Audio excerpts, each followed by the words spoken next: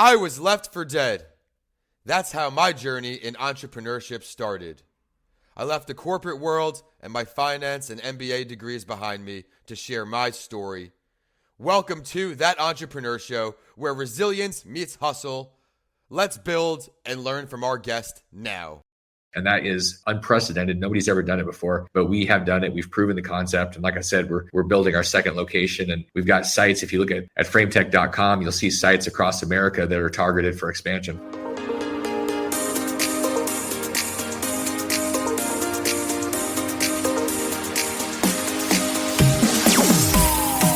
Are you ready to sit down with this entrepreneur who's grown over 70 companies from zero to at least $100 million in his career? He's got a lot of lessons learned to share, including a significant setback that forced him to lose a $20 million portfolio at the age of 30. He did not give up. Determination, resilience, not only to overcome homelessness, but to build his wealth beyond 9 figures. We have an all-star with us today out in Sedona. Damion, thanks for taking some time to join us here on That Entrepreneur Show.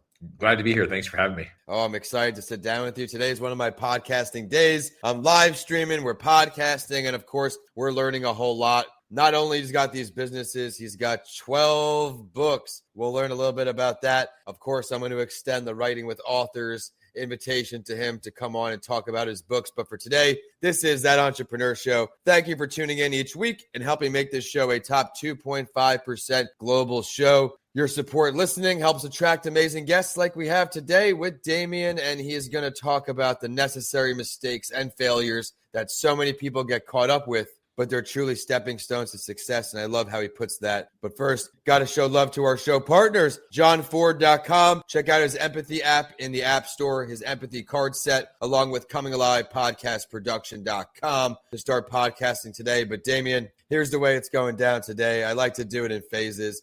In the beginning, what's going on right now, and at the end. You had all this success, but how did it start? What led you to become an entrepreneur at first? I don't think you have a choice. When entrepreneurial tendencies are in your blood, you can't help but see problems everywhere. And it started when I was a kid, when I saw the problem. I was told we had a problem. We were broke. We didn't have any money. And I wanted to go buy video games. So I basically created a video game business so I could play games, and ended up hiring my parents. That was how things just kind of went. I got irritated in college because I felt like the bookstore was ripping everybody off. So I started a bookstore in the dorm room and ended up putting the bookstore on campus out of business. So they threw me out of school, and they didn't really appreciate me doing that. But all these things that I was seeing and doing, it was just a function of being an entrepreneur. You see problems and you just can't help yourself. You go, oh, I could do it different. I could do it better. I could solve this thing. And that just led to other things. And every time I went back to college, which happened 4 times, I just realized this is not the right path. The right path was for me to go out there and break things and fix them, and then use those different experiences, those businesses, as stepping stones to whatever the purpose was. The purpose was me growing into the person that I am today and building what I'm building. And so all those things had to happen. And it was just, that's in my blood. So that was going to be what I was going to do, regardless of what I thought I was going to do. I had to do that. I had to put over here in the notes when we go live, the bookstore in the dorm room. And then you put we've done a lot of these shows here. That's the first time I've heard anything remotely close to that. So that's freaking awesome, man. And it shows you that everyone out there, for me, it was shoveling driveways real young. You hear others with like the lemonade stand type thing. He built in early, got it done, but eventually you got the ball rolling. What was a piece of advice you learned after these first few years that you wish you knew when you started? Well, I mean, it's unbelievable how my first book, I ended up writing a book about all the mistakes I made in real estate. And it was funny because I thought, man, I've lost over $1 million. And it was like 2004 when I wrote the book. Okay. And I thought, I've learned all this stuff. And now 20 years after that book, I realized how many more things you can screw up so many things. Look, you got to be really clear on your numbers from day one. You got to have somebody helping you, because if you're the bookkeeper, you're not going to be the entrepreneur. And that was important. The other thing that it was really, really crystal clear in retrospect was you got to have people that are going to tell you the truth, that you're paying to give you the truth, the advice, and then follow their lead. People, not just your friend or your neighbor or your cousin or coach that went to a weekend seminar. You need people that are 20 years down the road, potentially, in terms of their actual experience. If they're the same age as you, they still need more experience, because they're going to be able to see around the corner and instinctually be able to give you insight and advice, not just theory that they read in a book. That's something that I got messed up on because I started letting my ego take over, and it really screwed me up over the years. I love how you're humble enough to share that, where I'll share mine now where my ego went far out the window. Young guy MBA book. Cool. I found myself now being a busboy with an MBA to make this dream come true a couple years ago. So I think the process of serving someone else really checks any ego you have in general, which is a good thing because now, like you, it's set me up to who I am today. And I want to circle back to something I started in the beginning with. You took a big hit. $20 million in your portfolio, right? Big hit may not be doing it justice, right? But seeing you today and seeing the sheet I have in front of me of all your accomplishments, got to circle back to congratulating you on all this success. But walk us through, obviously, what happened, and then we'll talk about the rebound. So in 2004 and 2005, I had built up this portfolio of 150 houses. I ended up selling up basically all of them over a couple year period and had millions of dollars. I was feeling pretty smart, had a Ferrari. And then I thought, well, shoot, I'm brilliant. So I went out there and launched projects in multiple states, building apartments and condos and doing a lot of different things, thinking that I was 10 feet tall and bulletproof. And I levered up and was too scattered, did not focus. And ultimately in 2007, things started slowing down. And by 2008, I had 7 projects that instead of making me over $1 million each, they lost me over $1 million each. And net that my portfolio, my $20 million went to -5 in 12 months. It was a reset. It was where everything went away. All the credit cards got turned off, $1 million in credit card defaulted. And ended up being homeless. That's what I had to go through because part of that process was I wasn't willing to be wrong. And you're forced to be wrong. Either one, you end up in the hospital, or two, all your credit cards are turned off and you have no money. So you can't pay the things that you shouldn't have been paying a year ago, but you're finally out of money and out of credit. And that's where I got to. And then it was the reckoning. We need those type of things, those experiences to give us a dose of reality instead of living in a delusion saying, well, this is what it should be. Nobody gives a crap what it should be. The market doesn't care. The universe doesn't care. Your ego cares. In reality, it is what it is. I absolutely love that. And again, it's inspiring to me. Everybody on this show inspires me in new ways, but now you found yourself not being able to spend money on the things you shouldn't have spent money on. So I think that was a good analogy, and hopefully it gives perspective to where eventually, if you want entrepreneurship to work, you have to really focus in. And for me, it's sacrificing a lifestyle, a nightlife for a bunch of years and really being your only friend besides the computer. But you have to do what it took. And now, what was your first move? Say there's someone out here and they're struggling financially, right? They may not be homeless because I don't know if they'd be listening to the show, but maybe. What are some of the first steps you took, not only to stay mentally positive, but to believe in yourself enough that you believe that this wasn't it? There's more. So what I did back in the beginning was what I started to do after a period of time. It took me a few years to even acknowledge. First, I had to go through the whole cycle of grief where you get mad. And first, you pretend it didn't happen, and you go out and you show people your American Express black card, and you're like, "Hey, I'm still at number one, top dog." And you don't really mention that it's been turned off, and you can't even charge gas or toilet paper. But you go through this cycle, and eventually you get to a point where you're like, "I don't know what I don't know," and so you reach out. Really, the first thing that I said I would go back and do this. It was the same thing that everybody should do. You got to get people around you that are not only telling you the truth, but are seeing the future. So when I first started, I had people around me that were doing the traditional go to college and getting jobs and all that stuff. And my family was basically pounding that drum. And instead, what I did is I started listening to people on tapes, burning out the tapes. And that's what I did. I wasn't the fun one. I was the one that was studying and working Friday nights. And that's been a lot of the last 25 years. So what do? You got to decide, is your vision more important than the momentary bliss of going and getting smashed or watching football? And for most people, the answer is no. They'd rather go play. And if you're willing to pay the price today, you'll be able to pay any price down the road. And that's what I chose to do. So the first thing is hacking your environment. What does somebody do? Figure out what you're surrounded by, the people and the places and that energy. And if you're sitting there going, man, the people around me are not where I want to go, you need to hack it. You need to change it. You need to add some people. You need to cut some people. But people don't do that because it's a safety. It's a tribal thing. We want to be around people that are like us because it's safer in numbers. And if you're going to have a disruption in your status quo life, which is where most people are and where they're going to be, you got to change something. That's the fastest, easiest, and hardest thing to do. Because when you stop hanging out with your friends or your family as much as you did, you're going to get people going, what? Do I smell bad? Did I do something? Did I offend you? You're like, man, my dream's important to me. And they're going to push back. They're going to tell you, no, that you should have more fun. It's going to stress you out. You're going to get all sorts of crap. But the reality is it's your life and your dream, and you get to live with yourself every day the rest of your life. So do you want your dream, or do you want to be on somebody else's agenda? That's incredibly put. And if nothing changes, nothing changes. If you do the same things you did today and it's not working for you, then if you do the same things tomorrow, you're going to be in the same spot. So I think that's important advice for all entrepreneurs, especially to hear from someone who's scaled the way you have, where you have to prioritize things. That means never have fun, don't do these things. But for me, my mental health day, my break was always on Sundays to watch the Jets, which usually put my mental health upside down. But that was my time where, okay, computer's closed, it's designated. I'm a big time blocker during the day. I've got my time blocked walk or a break or something, because like you said, I mean, the football will always be there. These things will always be there, but your dream has got that limited window to act. And I'm grateful for how things keep evolving, because it's bringing me closer to guests like you and learning so much from you. I'd now like to hop into some other things that I think you could add value to our listeners here. Can you share a moment when strategic patience really paid off for you in an investment? So in the very beginning, when I was doing real estate, it's interesting because I spent several years buying houses and then renting them out. And I was acting as the bank or the landlord, if you will. And I didn't make much money. And then 3-4 years later, the universe cycled, the season cycled, and property went crazy. And I ended up making a ton of money. And I was like, wow, that was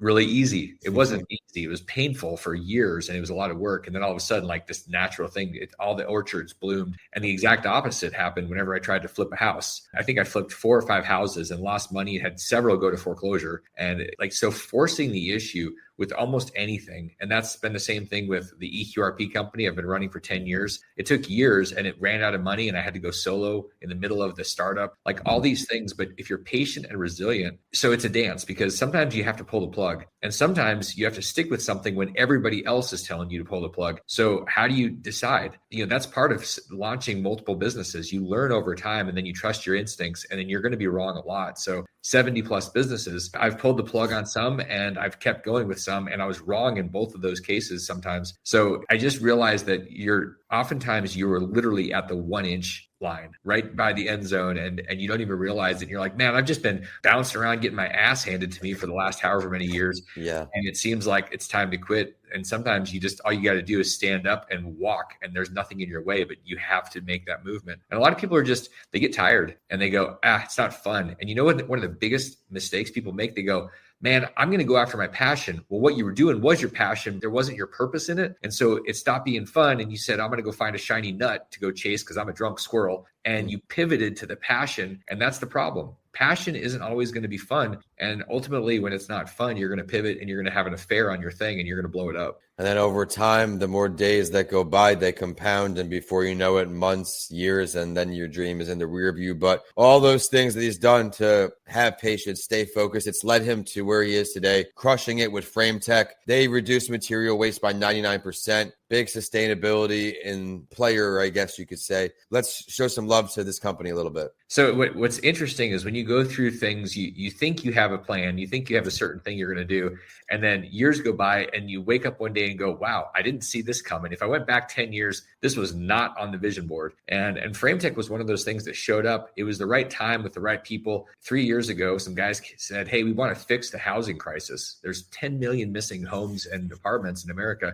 and we're not building enough. We have an idea. And I said, well, tell me about it. And so these guys had this idea to be able to build the framing for houses, which is the biggest bottleneck for building. They said, we can build this thing. We can do it 4 times faster, 10 times better quality through automation, and we're going to have 99% less waste. And I said, that sounds really cool. And the more I dug into it, I realized these were the right guys. And I said, you know what? I'm in. You guys need $40 million to do this. I'm in. Let's do it. So me and my community came together with our money. We came in and we launched FrameTec and had our first plant producing this last fall. And our second one is rolling out and under construction. And what this does is it solves the housing problem, and it's making everybody going, whoa, like there's been no innovation in the last 70 years in housing. And we have a huge problem. When Trump talks about solving the house, like we need to innovate, we need more housing. Yeah. How do you do it? You get companies like FrameTec going out there and creating new ways of doing things so we can produce a lot more housing. And that's what we're doing. What is one of these ways that you're using to produce these houses? Like I know you're saying not conventional, we're moving past the 70-year-old standards.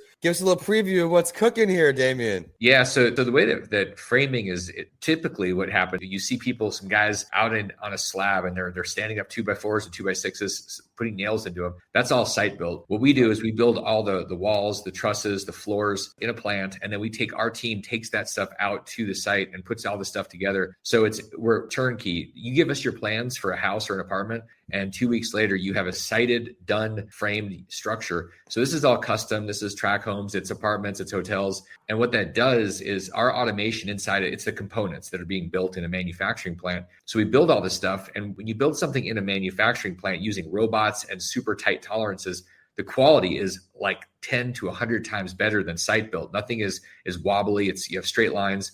And everybody wins because our product is so tight. We do things that make the electricians and the plumbers, everybody's happy, everything's straight. You have less defects, so you don't have lawsuits like you would with the other typical traditional type of stuff. And because of our technology, which is patented, the way that we build these things, we use all these boards and we stick them all together using a finger joining system. And what that does is it allows us to not cut off 18 inches of a 10-foot board. We actually cut off nothing other than sawdust. And so this allows us to reduce the waste. Instead of a dumpster, it's a little bag of sawdust for a house. And that is unprecedented. Nobody's ever done it before, but we have done it. We've proven the concept. And like I said, we're building our second location and we've got sites. If you look at frametec.com, you'll see sites across America that are targeted for expansion. Thank you for sharing your website. You're saving me some time, but we'll still revisit it at the end. It's always a fun time for me, even though we're winding down, because there's a question I get to ask each and every guest here, Damion. If you could sit down with any entrepreneur, dead or alive, whether it's at this point of your journey, when you started, whenever, who would you choose and why? You know what I want to do is I want to hang out with Elon and I want to just rub his head. And the reason I want to do that is because there's a certain energy that Elon puts off, whether it's in politics or in business. This guy has this FU attitude. That's the name of my podcast, by the way, FU, Financial Underdogs. And it's this, I'm going to do this thing and I don't care what you think. You can think I'm crazy. I don't care. And I just love being around people like that are obsessed. They're focused. They're resilient. It doesn't matter how many rockets blow up. That guy's just like, yeah, but we're building a bigger one while the other ones are blowing up. We don't care. And so spending time, it's back to my original hack, the environmental hack. Who would I want to spend time with? That guy, 100%. Let's delve deeper because the answers are endless. Where would the meeting go down to? Would it be on Earth even?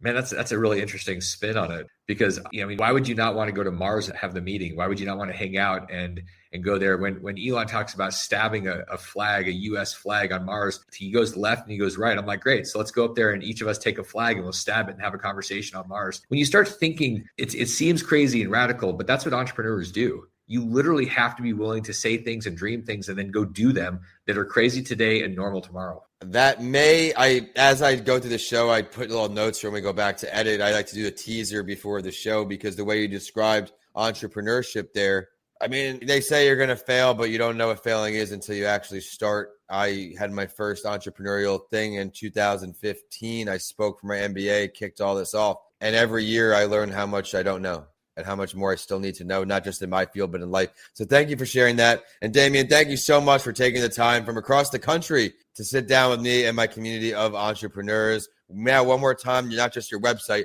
but where can we connect with you online? Best way to find me online is to go to turnkeyretirement.com and download the book that I wrote. It's the 10 steps to 10 million in 10 years. Take you about 10 minutes to read it. And it's what I did personally to create millions and then tens of millions and then crossing the $100 million net worth. That's, to me, a seminal piece because in 10 minutes, you can understand the principles that'll get you wherever you want to go past the point where money matters in your life. I appreciate you sharing that, everyone. Be sure to connect with him online. He's a great resource to have. This show is That Entrepreneur Show. I want to thank you again for tuning in to make this a top 2.5% global show. My name is Vincent A. Lance. You can find me on social media at my name or anywhere on Google. That Entrepreneur Show is on all social platforms, all podcast platforms. Please subscribe, leave a comment for our guest of honor. Let him know how well he did. And we will be back again next week. But first, thank you to johnford.com. ComingAlivePodcastProduction.com. We are signing off today, Arizona down to Florida. Damion, thank you so much. Thanks, Vincent.